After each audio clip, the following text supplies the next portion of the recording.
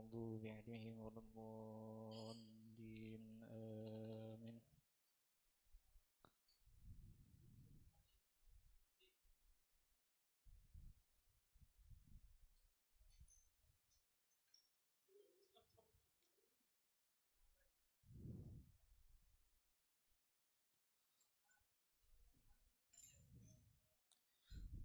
فيا أيها الراجون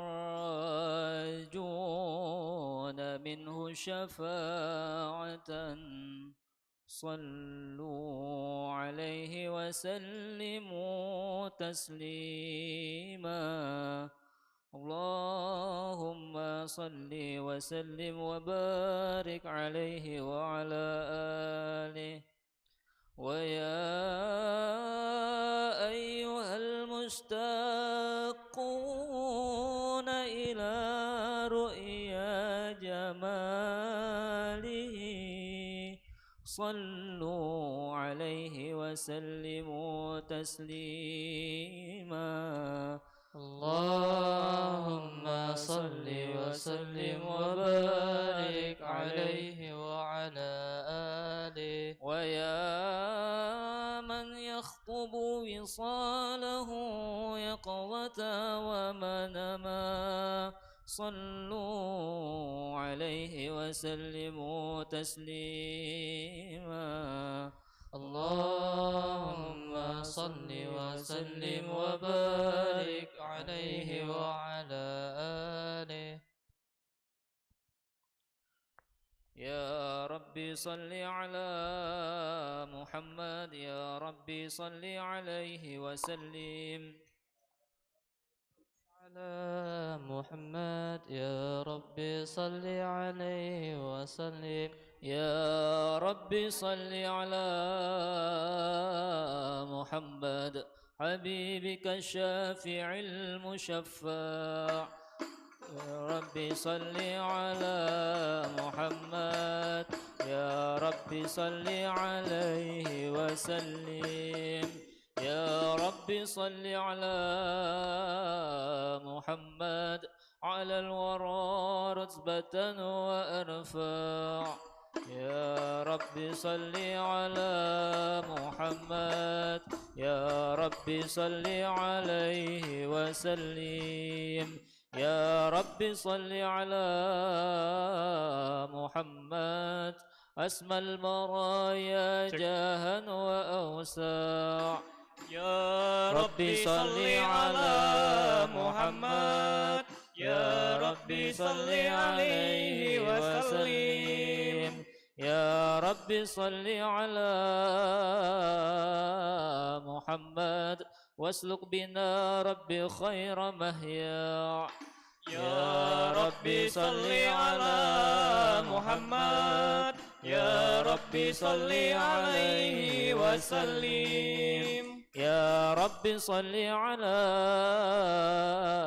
محمد وعافنا واشف كل موجع.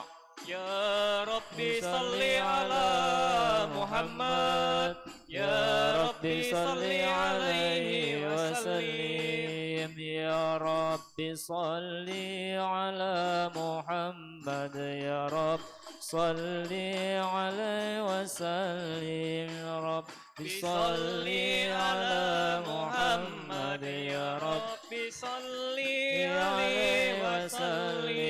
يا رب صل على محمد وأصلح القلب واعف وانفع. يا ربي صل على محمد، يا رب صل عليه وسلم. يا رب صل على محمد واكفي المعادي واصرفه واردع. يا رب صل على محمد، يا رب صل عليه وسلم. يا رب صل على محمد نحل في حسنك الممنع. يا رب صل على محمد، يا رب صل عليه وسلم. يا رب ربي صل على محمد صل عليه ارضى عنا رضاك الأرفع يا ربي صل على محمد واجعل لنا في الجنان مجمع يا ربي صل على محمد يا ربي صل عليه وسلم يا ربي صل على محمد يا ربي صل عليه وسلم يا ربي صل على محمد رافق بنا خير خلقك أجمع يا ربي صل على محمد يا ربي صل عليه وسلم يا ربي صل على محمد يا ربي صل عليه وسلم يا ربي صل على محمد يا ربي صل عليه وسلم السلام عليك زين الأنبياء السلام عليك أتقى الأتقياء السلام عليك زين الأنبياء السلام عليك أذقى الأذكياء السلام عليك أحمد يا حبيبي السلام عليك طه يا طبيبي السلام عليك أحمد يا حبيبي السلام عليك طه يا طبيبي صلوا على محمد السلام على المشفع في القيامة السلام عليك السلام عليك السلام عليك زين الأنبياء السلام عليك أذقى الأذكياء السلام عليك زين الأنبياء السلام عليك أذقى الأذكياء اللهم صل وسلم وبارك عليه وعلى آله صلى الله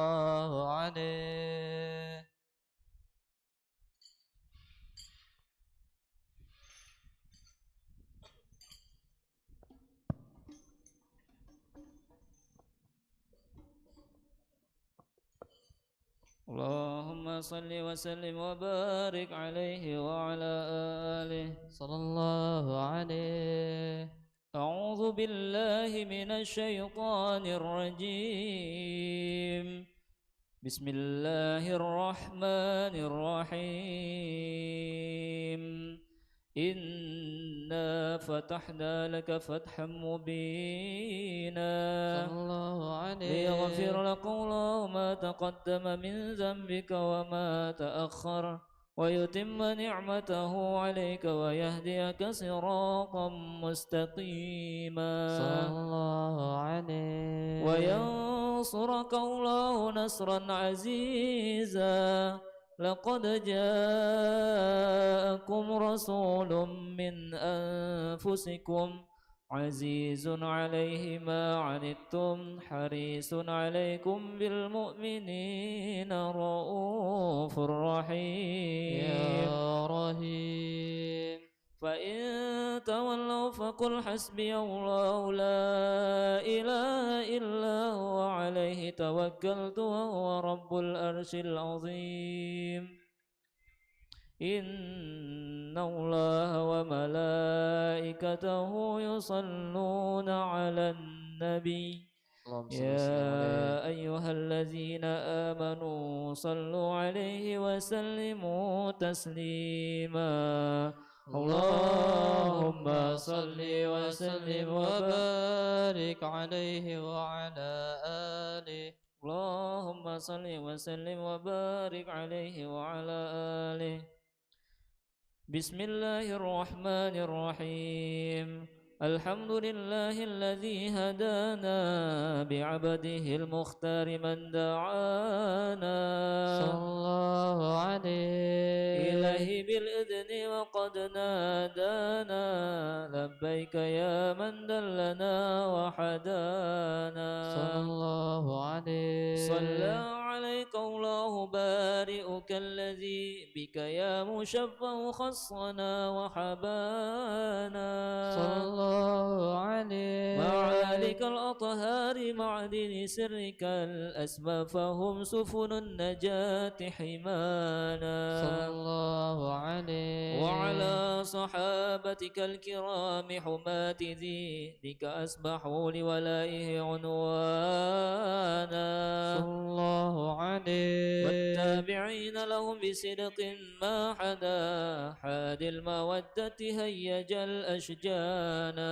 صلى الله عليه. والله ما ذكر الحبيب لدى المحب إلا وأضحى ولي النشوانا صلى الله عليه. أين المحبون الذين عليهم بذل النفوس مع النفائس هانا صلى الله عليه. لا يسمعون بذكر طه المصطفى إلا به انتأشوا أذهب رانا صلى الله عليه. فاهتاجت الأرواح تشتاق اللقاء وتحن تسأل ربها الرضوانا صلى الله عليه. حال المحبين كذا فاسمع إلى سير المشفع واره في الآذان صلى الله عليه. وانسن إلى أوصاف طه المجتبى در لقلبك يمتلئ وجدانا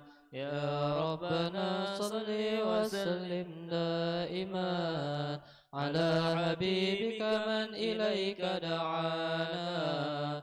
اللهم صل وسلم وبارك عليه وعلى آله.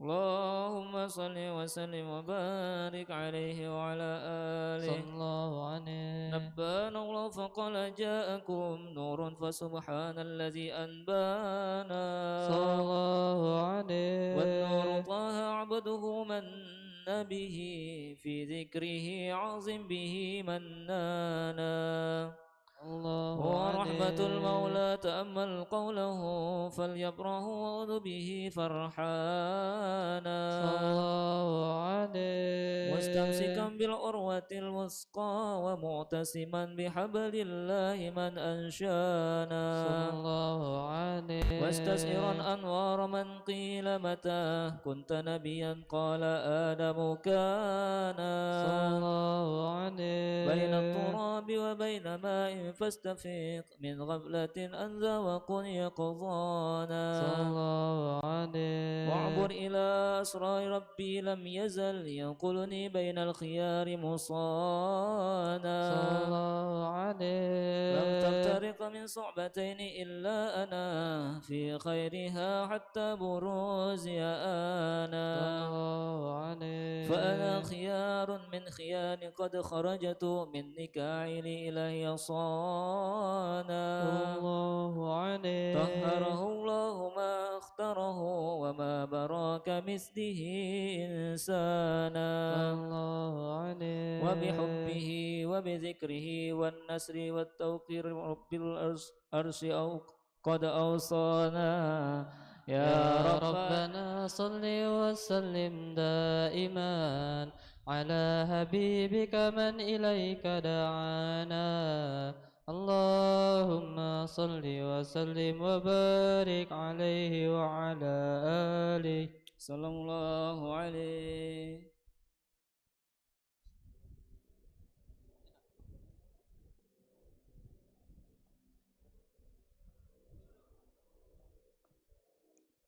Cek cek.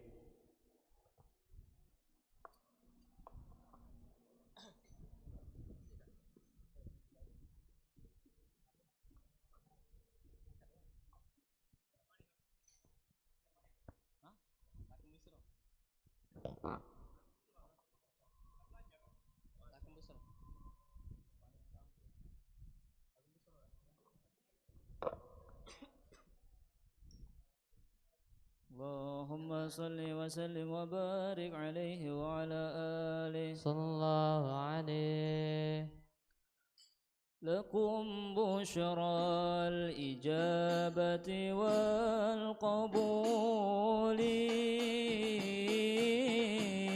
من المولى بواسطة الرسول دعا داعي العنايات فاستجابتم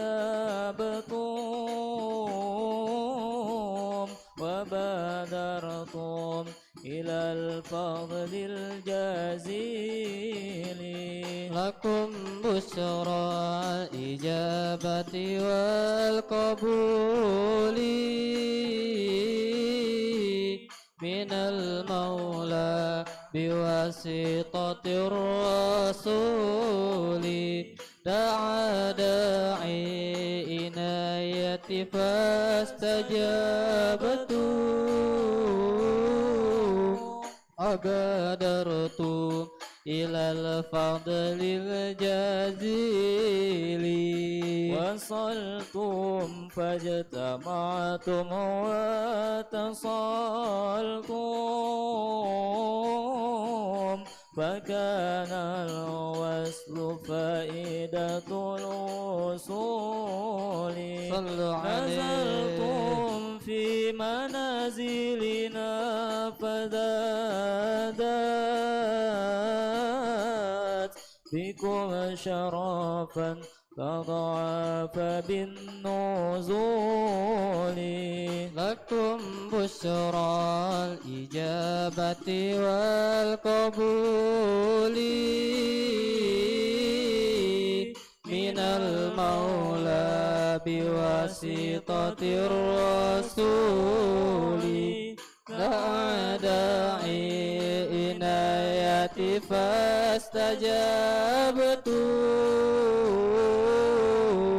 وبادرتم إلى الفضل الجزيل ألا يا مرحبا أهلا وسهلا بكم يا نسل طه والبطول سألت الله يكرمكم جميعا وكل الوافدين بكل صول لكم بشرى الإجابة والقبول من المولى بواسطة الرسول دعا داعي إناية فاستجابتم وبادرتم إلى الفضل الجزيل ألا يا مرحبا أهلا وسهلا بكم يا نسل طه والبتول صلوا عليه على يا مرحبا أهلا وسهلا بكم يا نسل طه والبتول سألت الله يكرمكم جميعا وكل الوافدين بكل سول لكم بشرى الإجابة والقبول من المولى بواسطة الرسول دعا داعي إناية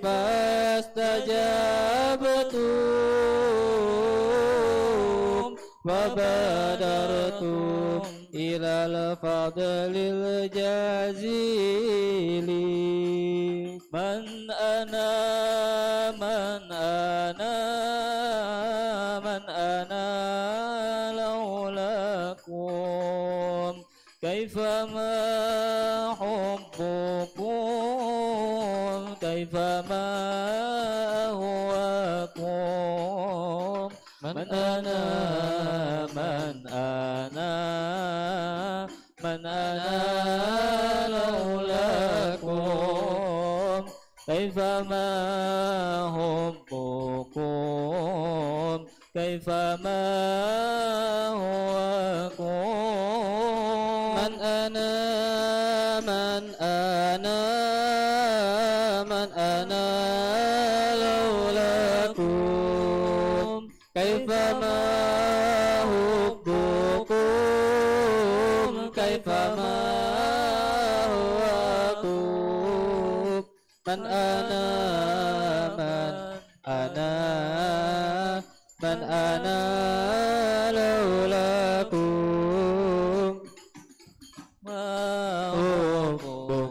حبكم كيفما هواكم سواي ولا غيركم سواكم لو من في المحبة علي ولكم أنتم مرادي وأنتم قصدي ليس أحد في المحبة سواكم عندي من أنا من أنا من أنا لولاكم كيفما حبكم كيفما هواكم من أنا من أنا من أنا لولاكم كيفما حبكم كيفما هواكم من أنا من أنا من أنا لولاكم كيفما كيفما حبكم كيفما هواكم من أنا من أنا من أنا لولاكم كيفما حبكم كيفما هواكم كلما رمت إليكم نهوا من أسلك وأبغتني عوائك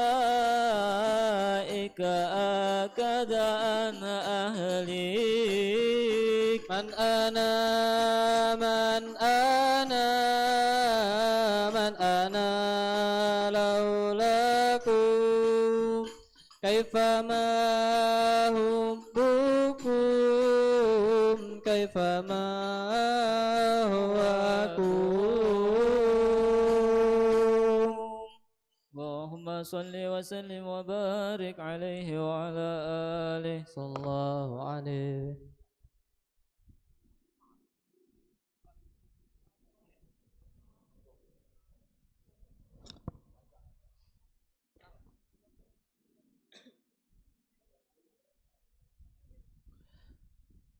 اللهم صل وسلم وبارك عليه وعلى آله. هذا وقد نشر الإله نؤوته في القدس ببينها لنا تبيانا صلى الله عليه أخذ ميثاق النبيين لما آتيتكم من حكمة إحسانا وجاءكم رسولنا لتؤمنن وتنصرون وتصبحون أعوانا صلى الله عليه قد بشروا أقوامهم بالمصطفى أعظم بذلك رتبة ومكانا فهو وإن جاء الأخير مكلم يمشون تحت لواء من نادانا الله عليه يا أمة الإسلام أول شافع ومشفع أنا قد لا أتوانا صلى الله عليه حتى أنادى رفع وسل تعطى وكل يسمع لقولك نجم فحرك بانا صلى الله عليه ولواء حمد الله جل بيده ولا أولا آتي أنا الجنانا صلى الله عليه وأكرم الخلق على الله أنا فلقد حباك الله منه حنانا صلى الله عليه ولسوف يعطيك فترد جل من مؤتي تكسر أن أعطاك نحانا صلى الله عليه بالله كرر ذكر وصف محمد كيما تزيع عن القلوب الرانا يا ربنا صل وسلم دائما على حبيبك من إليك دعانا اللهم صل وسلم وبارك عليه وعلى آله اللهم صل وسلم وبارك عليه وعلى آله صلى الله عليه لما دنا وقت البروز لأحمد عن إذن من ما شاءه قد كان صلى الله عليه حملت به الأم الآمنة بنت وهب من لها أعلى الإله مكانا صلى الله عليه من والد المختار أبد الله بني أبد لمطلب الرأر برهانا صلى الله عليه قد كان يغمر نور طه وجهه وسرى إلى الابن المسون أيانا صلى الله عليه وهو بنو هاشم كريم شحن بني أبد مناف بن قصي كان صلى الله عليه والده يدعى حكيما شأنه قد اعتلى عزيز بذلك شانا صلى الله عليه واحفظ أصول المصطفى حتى ترى في سلسلة أصوله أدنانا صلى عليه فهناك كف واعلم برفعه إلى السماء لكان للعبيب عوانا صلى الله عليه وحينما حملت به آمنة لم تشك شيئا يأخذ النسوان صلى الله عليه وبها أحاط اللطف من رب السماء أقصى الأذى والهم والأحزان صلى الله عليه ورأت كما قد جاء ما علمت به أن المهيمن شرف الأكوان صلى الله عليه بالطهر من في بطنها فاستبشرت ودنا المخاض فأسرعت رضوانا سبحان الله والحمد لله ولا إله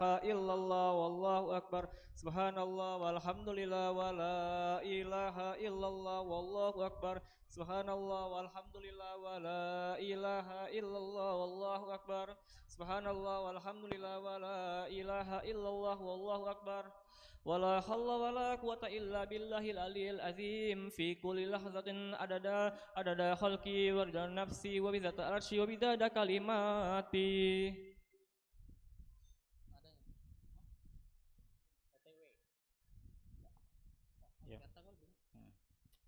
اللهم صل وسلم وبارك عليه وعلى آله صلى الله عليه يرتاح قلبي إذا ذكر فاطمة بنت النبي المصطفى أنوارنا دائما أمست بأبعر معارف ربها علما إذ أخرنا جلالي صحب القتما يرتاح قلبي إذا ذكر فاطمة بنت النبي المصطفى أنوارنا دائما أمسك بعبر معارف ربها علما بظهرنا إجالا بسوء الخاتمة بحورها في المعالي ضم متلطمة أيامها والليالي صائمة قائمة بحق تنزيل مولانا العلي قائمة تحت رعايتي من طه نشأت حزما يرتاح قلبي إذا ذكر فاطمة بنت النبي المصطفى أنوارنا دائما أمسك بعبر معارف ربها علما في ظهرنا إجالا في السبل قتما فهتبت إلى مولى ودهائما لله يا لك عارفتي علما هي نور قلبي وهي خليلنا رحما نعم شفيقه ولا هي عننا نائما يرتاح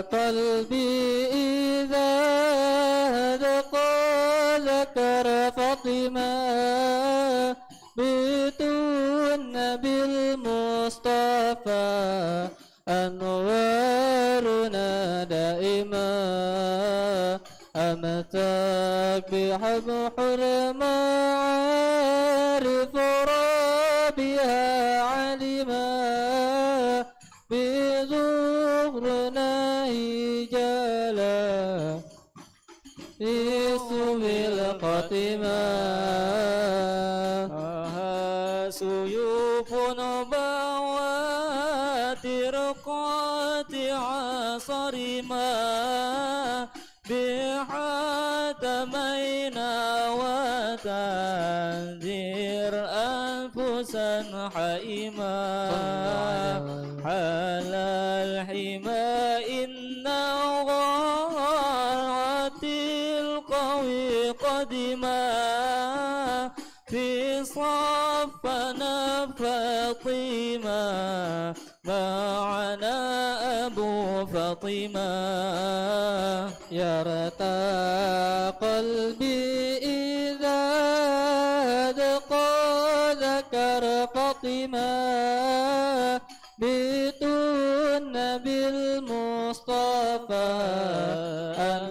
أنوارنا دائما أمسك بأبحر معارف ربها علما بذكرنا هجالا لسوء الخاتمة اللهم صل وسلم وبارك عليه وعلى آله صلى الله عليه.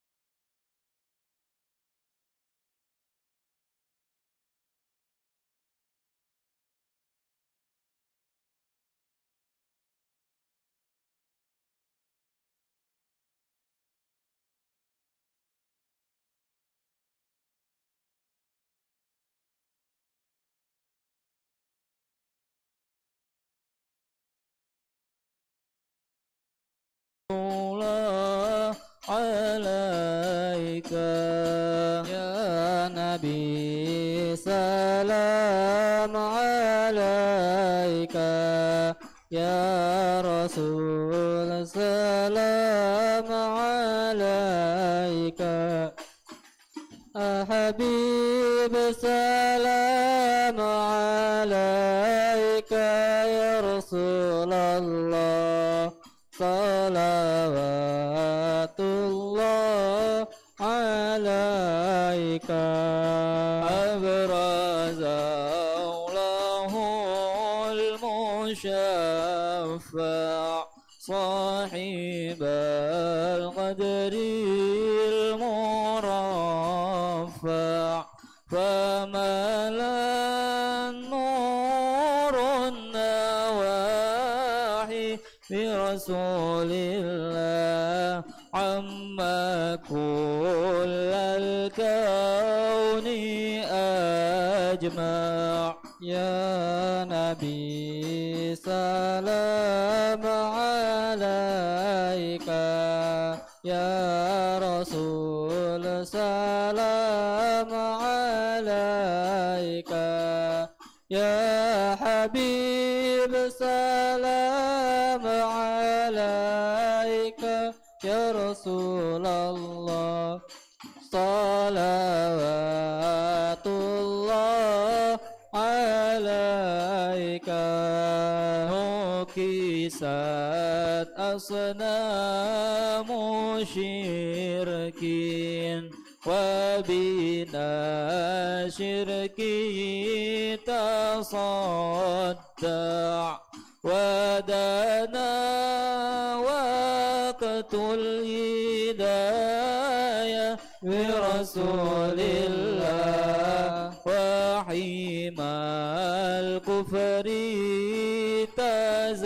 تزعزع يا نبي سلام عليك يا رسول سلام عليك يا حبيب سلام عليك يا رسول الله صلوات الله عليك مرحبا أهلا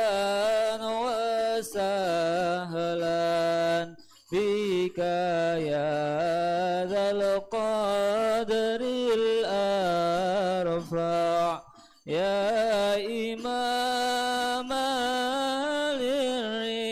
للرسالة برسول الله من به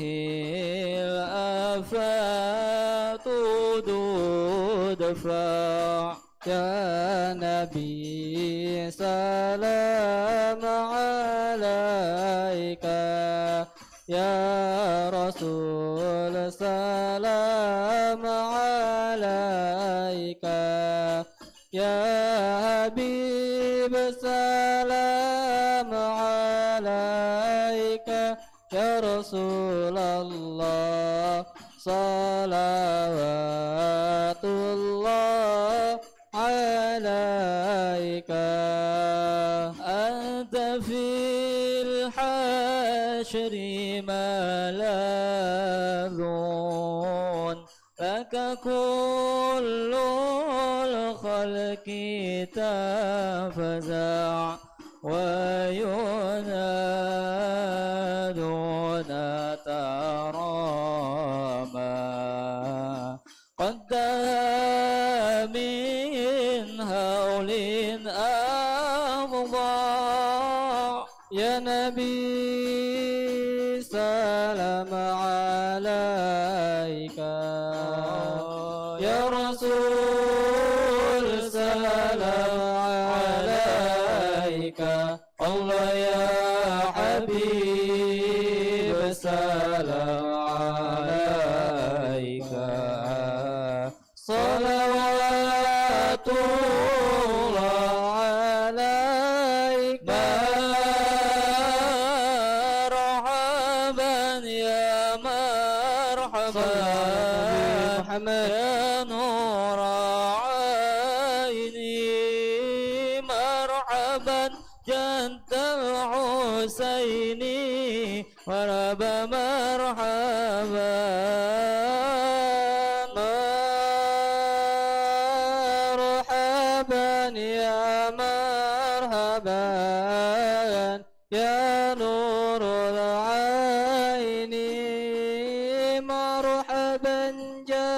الحسين مرحبا مرحبا ولها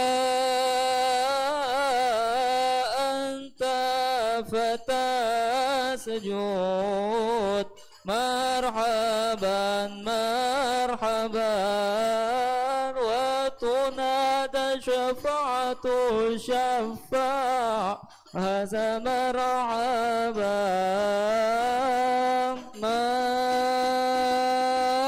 مرحبا يا مرحبا يا نور عيني مرحبا جد الحسين مرحبا مرحبا وعليك الله صلى ما بدا النور وشاع شاع وبك الرحمن نسأل وإله العرش يسمع طلع بدر علينا من ثنيات الوداع وجب الشكر علينا ما دعا لله يا عظيم المن يا رب شملنا بالمصطفى اجمع وبي فانظر إلينا وأعطينا به كل مطمع يا رسول الله جينا لزيارة قصيدنا مولانا ارتجي منك شفاعة عند رب العالمين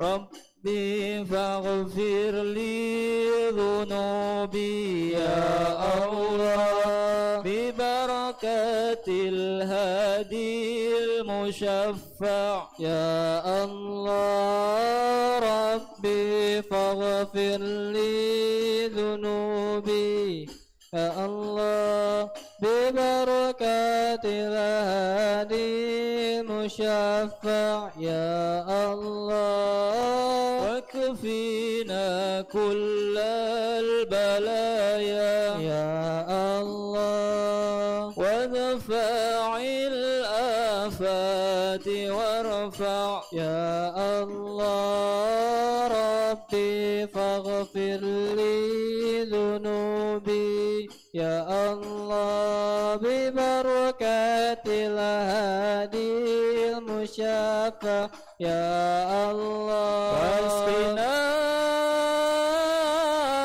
يا رب أغيثنا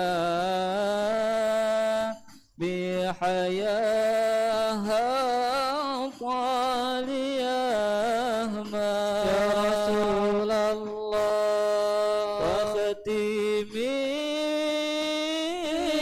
العمر بحسنى واحسني العقبى ومرجع صلى الله على محمد مرحبا صلى الله عليه وسلم مرحبا صلى الله على محمد مرحبا صلى الله عليه وسلم مرحبا وصلاة الله تغشى من له الحسن تجمع يا رسول الله أحمد طهرا وآله والصحابة ما سنشاء صلى الله على محمد مرحبا صلى الله عليه وسلم مرحبا صلى الله على محمد مرحبا يا رب صل عليه وسلم مرحبا اللهم صل وسلم وبارك عليه وعلى آله. والله عليه.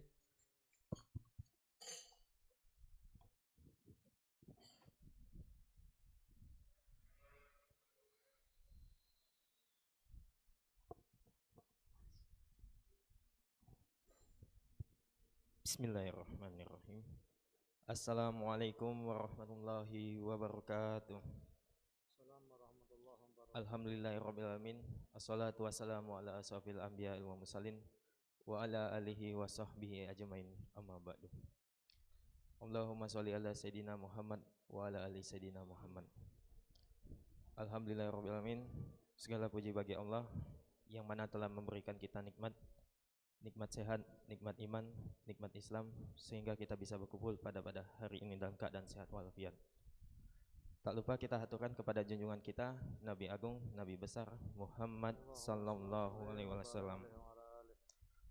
Para hadirin sahabat Irmai yang dirahmati Allah, alhamdulillah pada hari ini Ahad 30 Januari 2022 Masehi bertepatan langsung dengan 7 Jumadil Akhir 1443 Hijriah. Telah hadir bersama kita Al-Mukarram Al-Ustadz Ma'ruf Ihsan STHI yang akan membawakan ceramah agamanya dengan tema keutamaan bulannya Allah Subhanahu wa taala. Sebelum memulai acara kita pada pagi ini, ada baiknya kita membaca umul kitab surah Fatihah ala haziniyah wa ila hadratin Nabi Muhammadin sallallahu alaihi wasallam. Sirrul Fatihah.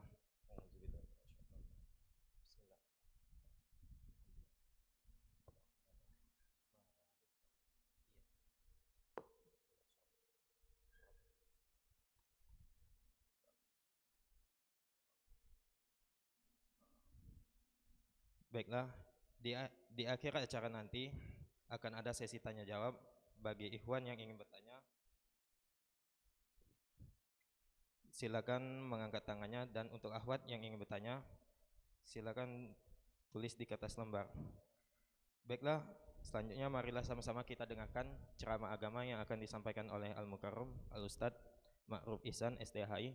Kepada Ustadz, fa'alaihi falyatafaddal masykurah. Sallu ala Nabi Muhammad. Allahumma salli wa sallim wa barik alaihi. A'udzu billahi minasyaitonir rajim. Bismillahirrahmanirrahim. Wa qul ja'al haqqu wa zahaqal batil innal batila kana zahuqa la yatakallamuna illa man adina lahur rahman wa qala shawaba. Assalamualaikum warahmatullahi wabarakatuh. Alhamdulillahi rabbil alamin wa bihi nasta'inu ala umuri dunya waddin. Allahumma sholli wa sallim ala sayyidina Muhammadin salatan tukhrijuni biha min dhulumatil wahmi wa tuqrimuni binuril fahmi wa tudihu li ma ashkala hata abham innaka ta'lamu wa la a'lamu wa anta 'alamul ghuyub. Allahumma ya man maqalidul umuri kulliha biyadih wa ilaihi yarji'u amru kulluh ya fatahu ya alim iftah alaina fatahan qariba ya fatahu ya alim ya fatahu ya alim Rabbi israh li sadri wa yassir li amri wa hlul 'uqdatan min lisani yafqahu qawli wa saddid lisani wahdi qalbi bihaqqi sayyidina Muhammadin sallallahu alaihi wasallam. Subhanallah walhamdulillah wa la ilaha illallah wallahu akbar wa la hawla wa la quwwata illa billahil aliyyil azim. Kutiba au yuktabu abadal abadin wa daharad dahirin. Subhanaka la ilma lana illa ma 'allamtana innaka antal alimul hakim. Nawaina ta'alluma wa ta'lim wa tadhakkura wa tadhkir wa nafa wal intifa' wal ifada wal istifadah wal hasa ala tamasuki bi kitabillahi wa sunnati wa rasulih wa du'a ilal huda wa dalalata alal khair ibtigha wajhillahi wa mardati wa qurbi wa sawabihi subhanah. Dusturakum ya ahlad darak wa ya ahlal batin wa ya ahlan naubah wa ya ahlan nur, amma ba'd. Jamaah yang dimuliakan Allah subhanahu wa ta'ala, hadirin wal hadirat, irma yang dimuliakan Allah subhanahu wa ta'ala. Alhamdulillah, pertama kita bersyukur kepada Allah yang mana Allah mengumpulkan kita dan mempertemukan kita di majelis ini. Semoga keberadaan kita di majelis ini menjadikan wasilah Allah ridha kepada kita, dan semoga dengan keberkahan duduknya kita di majelis ini menjadikan wasilah segala cita-cita kita, keinginan kita, hajat kita, niat-niat baik kita semuanya dikabul, diijabah dan diterima oleh Allah. Amin ya rabbal alamin. Ikhwani rahimakumullah, kita sekarang berada di penghujung bulan Jumadil Akhir, yaitu tanggal 27 ya. 27 Jumadil Akhir. Iya benar ya. 27 Jumadil Akhir 1443 Hijriah. Yang insya Allah beberapa hari lagi kita akan masuk bulan yang sangat agung, bulan yang sangat mulia, yaitu Syahrullah, bulannya Allah subhanahu wa ta'ala, atau Syahrul Rajab, bulan Rajab insya Allah. Allah di dalam surat At-Taubah berfirman, A'udzu billahi minasyaitonir rajim, inna iddatash syuhur indallahi 12 syahran fi kitabillah yauma khalaqas samawati wal arda minha arba'atun hurumun dzalikad dinul qayyimu fala tadlimu fihinna anfusakum. Surat Al-Arba ayat 36. Apa Allah wahyukan di sini? Sesungguhnya jumlah hitungan bulan yang ada di sisi Allah itu ada berapa? Ada 12 bulan.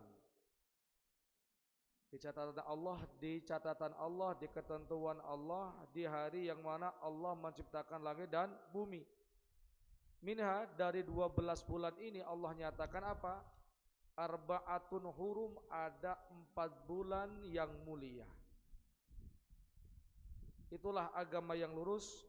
Fala tadlimu fihinna, maka kalian jangan berbuat zalim di bulan yang mulia ini.